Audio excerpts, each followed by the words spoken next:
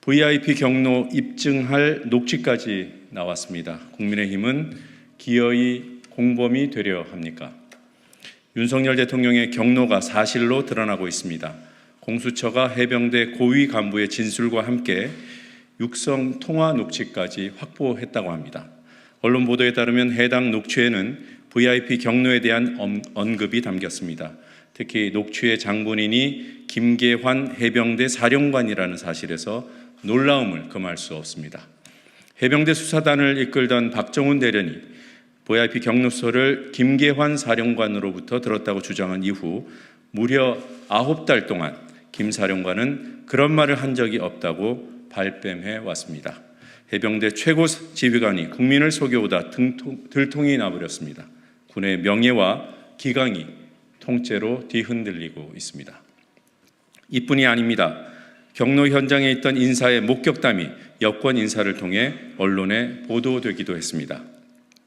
대통령이 역정을 냈다. 여권 인사가 대통령 주재 회의 참석자에게 직접 들었다는 말입니다. 경로의 현장으로 지목된 이 회의는 지난해 7월 31일에 열린 국가안보실 회의입니다. 경로와 역정, 표현만 다를 뿐 같은 상황이 여러 채널로 여권과 해병대 수사단에 전해졌던 것으로 보입니다. 이로써 윤석열 대통령이 왜 해병대원 특검법을 거부했는지 명확해졌습니다. 특검을 통해 감당하기 어려운 결과가 드러날까 두려운 것이 아니겠습니까? 그래서 최근 친윤 중에 친윤으로 조직을 물갈이한 검찰로 사건을 넘기려는 것이 아닙니까? 수사를 진행하고 있는 공수처에는 대통령과 군 인사 등에 대한 기소권이 없습니다.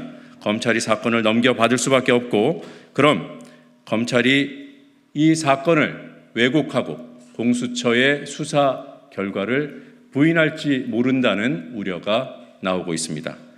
그래서 특검법은 반드시 관철돼야 합니다. 젊디 젊은 해병대원을 죽음으로 몰고 간 자를 지키려고 군과 정부, 대통령실이 한통속으로 수사를 막은 것이 분명해 보입니다. 국민은 이미 윤석열 대통령을 이 사건의 몸통, 수사 외압의 최정점으로 지목하고 있습니다. 5월 28일 국회가 특검법 재의결 과정에서 어떤 선택을 하는지 지켜보고 있습니다. 윤석열 대통령은 특검법을 거부함으로써 돌이킬 기회를 스스로 저버렸습니다. 더 이상 설득 대상이 아닙니다.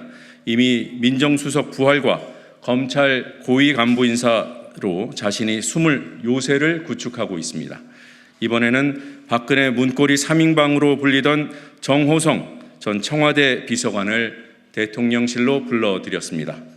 기밀 문서를 최순실 씨에게 유출한 국정농단의 주범이요, 윤석열 대통령이 특검 팀장으로 직접 구속 기소했던 인물입니다. 지독한 자기 부정이 아닐 수 없습니다. 국정농단 시즌2가 진행되고 있음을 스스로 인정한 꼴입니다. 이제 국민의힘이 선택할 순간입니다. 대통령처럼 특검법을 거부한다면 공범으로 규정될 수밖에 없습니다. 그럴 경우 당의 존립까지 어려워진다는 우려에 귀를 기울여야 합니다. 특검법 재의결만이 윤석열 대통령의 퇴행, 국정농단을 멈춰 세울 수 있습니다. 특검법 재의결에 동참해서 정부를 견인하고 야당과 경쟁하는 여당으로 남아주길 진심으로 바랍니다. 시간이 얼마 남지 않았습니다.